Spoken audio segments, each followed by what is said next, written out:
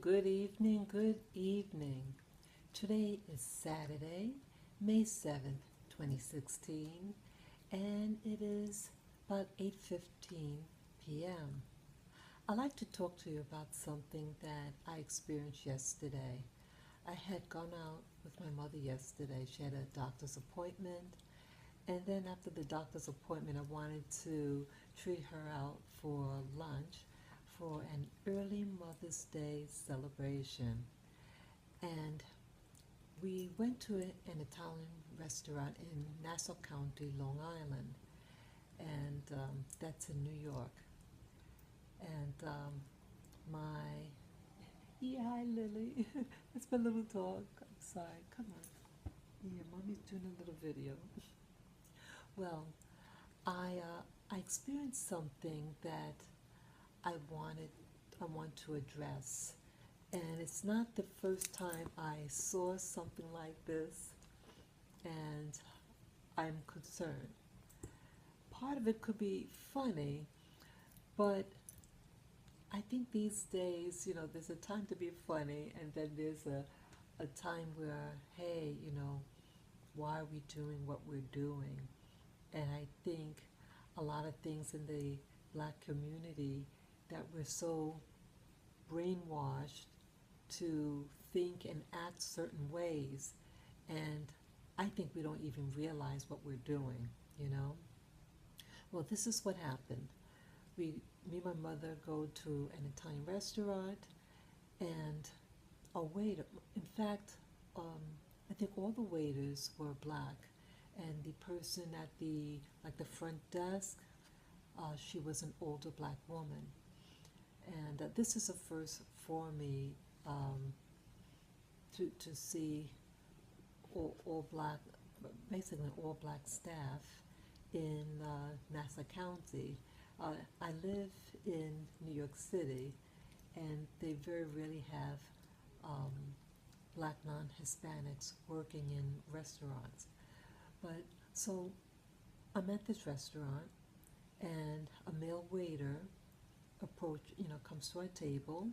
He was pleasant and everything, and when we spoke with him, he seemed like something switched in his head, and he started to act a little just strange, a little goofy, like he was bent forward, from the hip, and he just started to act, I don't know, like a a fool. And he otherwise, he seemed like a really nice guy. He was in his 20s probably, and I just never saw that in a waiter before, and why he was doing this. And it's almost like a role play he was doing. It's not like that was his personality. It was like his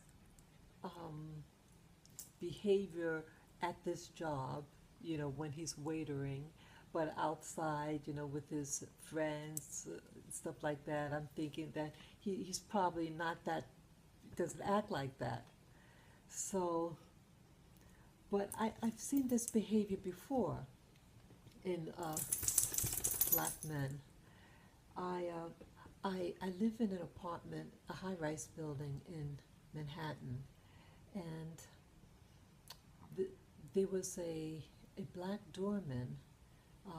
Most of the people that work in these buildings, most of them are usually light-skinned Hispanics from Puerto Rico, and very few American blacks that work in them.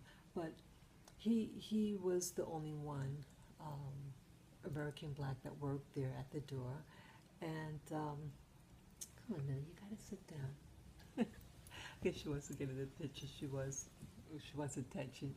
But either way, this doorman, he was a dark-skinned fellow, very handsome, Very nice. He's like a really nice guy. But then he put a persona on him of this um, buffoon, like a yes master type, and how he smiled and kind of bent forward and go, yes. Where did he get that from? And these are young people. They're not like people in their 60s and 70s or 80s that was lived under Jim Crow South. This is the North, and these were young men in their 20s or 30s, and I'm wondering where he got why they're acting this way, and I'm wondering who's training them.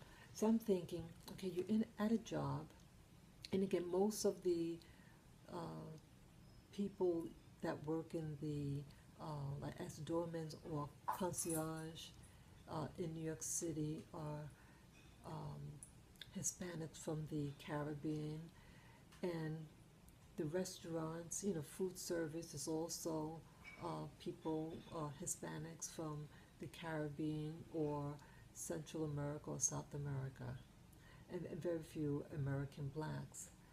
And so if these black men are working in these establishments, and the people who they are working with, and then these other workers, they don't act like this. The other men there, they act very professional. They stand up straight. They if they smile, it's just a brief smile, and hello, good afternoon, whatever, and that's it.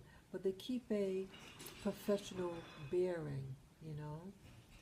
And so these two blacks that I'm referring to, that I'm thinking about, they, I don't know who's teaching them to act this way, and why they're doing it, and the Puerto Rico was enslaved longer than American blacks, so that can't be a reason either, because these guys from Puerto Rico, they don't act stupid. They take their jobs very seriously, and they do a very good job at it. So what's the problem?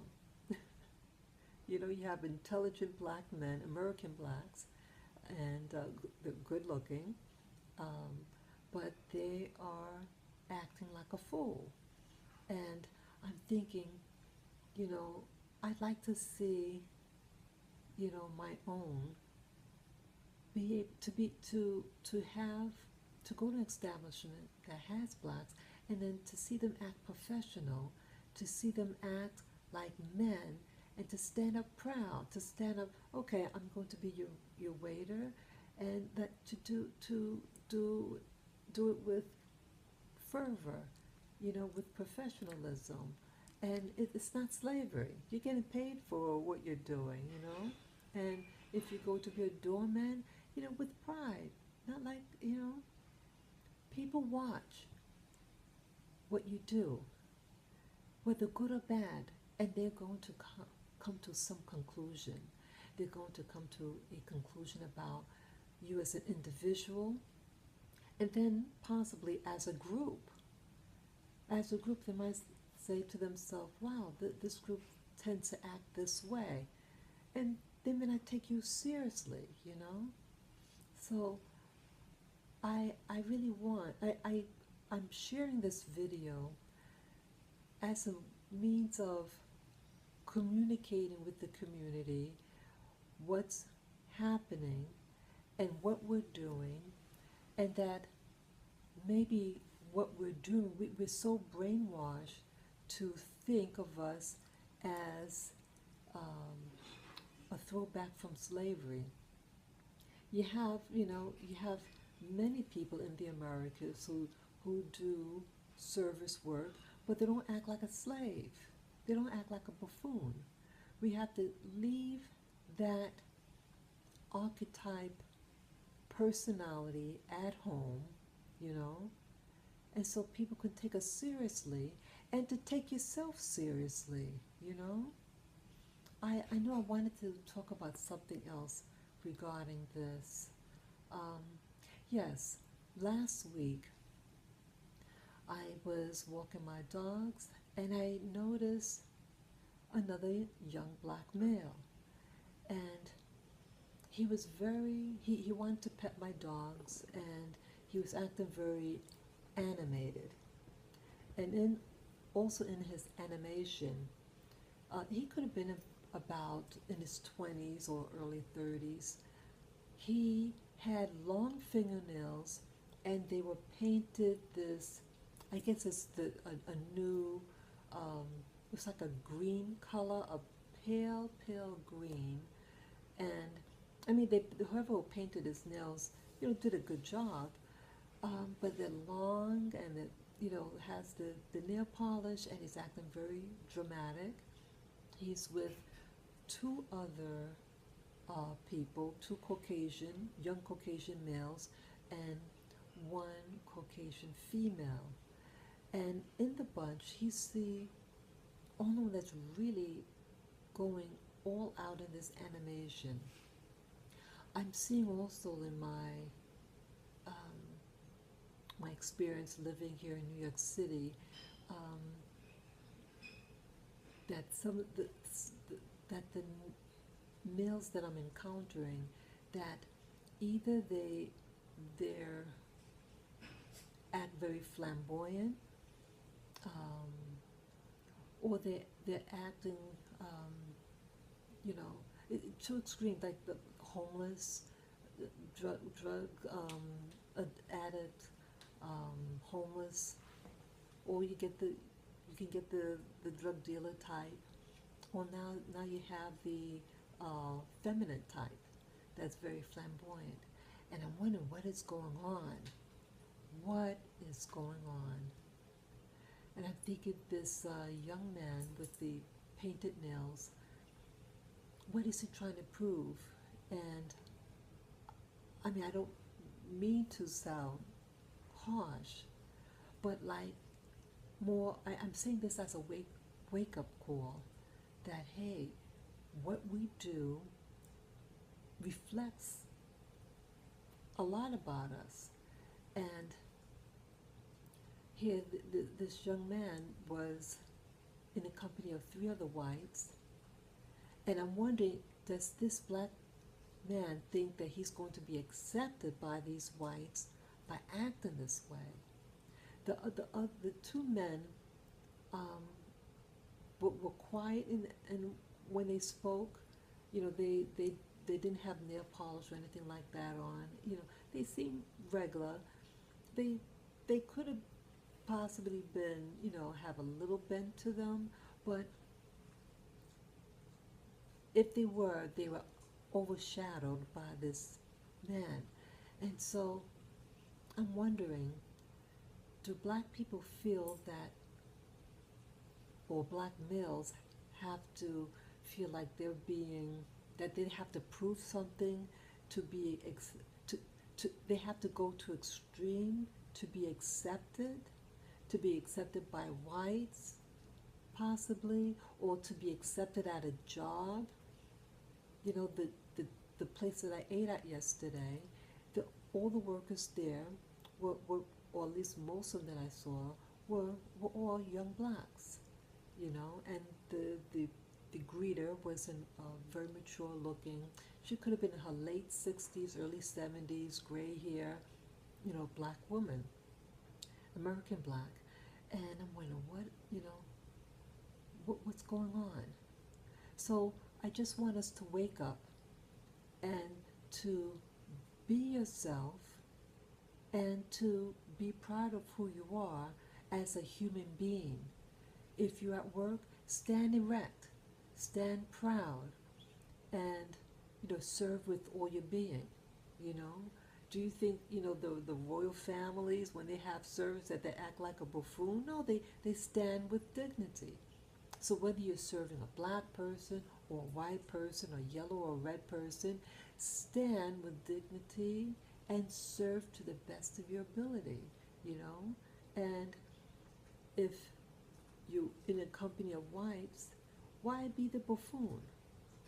They're not going to take you seriously, And we need leaders in our community, not buffoons. You have to put that behind the scene, you know. You know, there was something else that I saw. I mean, it's little things that's coming to my mind, my memory. Um, I think it's all in the same vein where I'm coming from. Um, also earlier this week, I found out that, um, what's his name? Murphy. What's his? Oh, I forget his full name. The comedian Eddie Murphy. And I found out that he became a father again for the ninth time. And but this time, the mother, he's not married though, but um, he had a child with um, a Caucasian woman. She's originally from Australia, I think. Um, Blonde hair, blue eyed. Um, she's in her 30s, and that he was actually dating her for 4 years. I never knew of this. And again, he's free to go out and socialize with anyone he pleases. But I was surprised because um, the type of, when Eddie Murphy came out, the type of humor he did, and his movies were always very black centric, and it's to cater to a black audience. And some of the insults that he used to say in the early 80s. And so it took me by surprise with this, and that he wanted to keep this relationship as private as possible. He's keeping a low key, according to the story that I read about him regarding his new relationship. And also, why it stood out to me was that two prior relationships, like he had a after his divorce from his first wife. I think that occurred in April of 2007, and I think by May or June he meets. Her name is she's known as Scary Spice. She's one of the Spice Girls, and her name is Melanie Brown. And they had a split. They never married. They had a short fling. She had gotten pregnant within 1 or 2 months of them meeting, and she claimed that they planned this child, her pregnancy, and then when he found out that she was pregnant, he said he wanted a DNA test, and it was a big drama, and I felt badly about that when I heard about that. I did not ever wanted to see an Eddie Murphy movie at that point. I thought it was awful how the media indicated how he spoke to her. And then now with this, then after that relationship, he had met another black woman, um, and they had like a a wedding ceremony, but didn't have any weight to it, meaning that where they got married was not a legal wedding. It doesn't have any bearing. This was, I think, in the French Polynesia, and you have to live there for X number of months to have a marriage there that's considered binding. And I gathered that he knew that, and that's why he did that. He wasn't really, I guess, ready to get remarried. And then at the ceremony, something happened, I think, with the girl and Eddie Murphy's mother. Um, and it was an argument or something, and they split. And so that was the last time I ever really heard of Eddie Murphy. That was maybe around, that was 2008 maybe. I'm not sure about the year. And then I don't hear anything about him. And then I hear, just a couple of days ago that he became a father. So I said to myself, his relationship, those two women that I just mentioned, um, it seemed like he didn't trust or like black women anymore, or suspicious about us, or not tolerant. But then all of a sudden, he's in this new relationship and he seems to really like her. And you never heard anything, prove paternity and trash her. So it's like, wow, we're going to treat other people nicer than your own. And that's what it looks like. And again, I don't know her. Maybe she's a very pleasant girl, his new girlfriend, and maybe he feels more secure with her. But it's just very telling that it seems like we're regressing as a group, that we're treating ourselves harshly to not trust ourselves and to trust white people. You know, I say trust on any level has to be earned, regardless of race. That trust should not be based on race alone. You have good and bad people in any group, any nationality, any religion, etc., etc. But I'm just concerned because how are we treating each other, and that it may be a reflection. It's putting something negative on us as a group, and it's reinforcing for us to think lowly of ourselves and to uplift other people. I feel almost as if that the American black male is becoming, um, excuse the expression, pussy whipped. That we're either acting like a buffoon or, you know, trying to befriend someone who historically has not had our best intention. And again, you have good white people out there, but you also have bad, and just like you have bad black people and good black people, but still, just be aware of what may be communicated and what you may be actually reinforcing in you and reinforcing to other people who are watching. You know, let's be kind to one another, and let's, start acting like men and standing strong, and love yourself and love your other black male or female, because we have to stay together for strength and support. So that's all I really wanted to say. And again, this video is not meant to be insulting.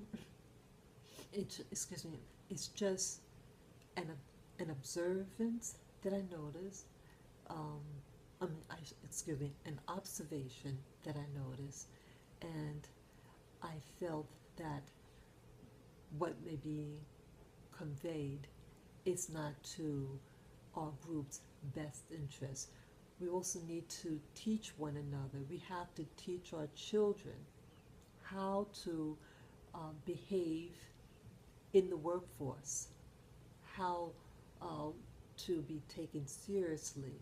Because if we train our children to act like a buffoon, you're going to get a buffoon job, and you're going to get a buffoon pay. You know, we need leaders in our communities, and it starts in the home. Parents, grandparents, aunts and uncles, please watch what your children do, train them up right so that they are taken seriously. And again, teach them to love themselves and to love their neighbors. So that's all that I wanted to say. And please feel free to share this video with friends or family members. You could comment below, and you can share this video out. And again, you can subscribe and to give me the thumbs up. Peace to you all. Bye-bye.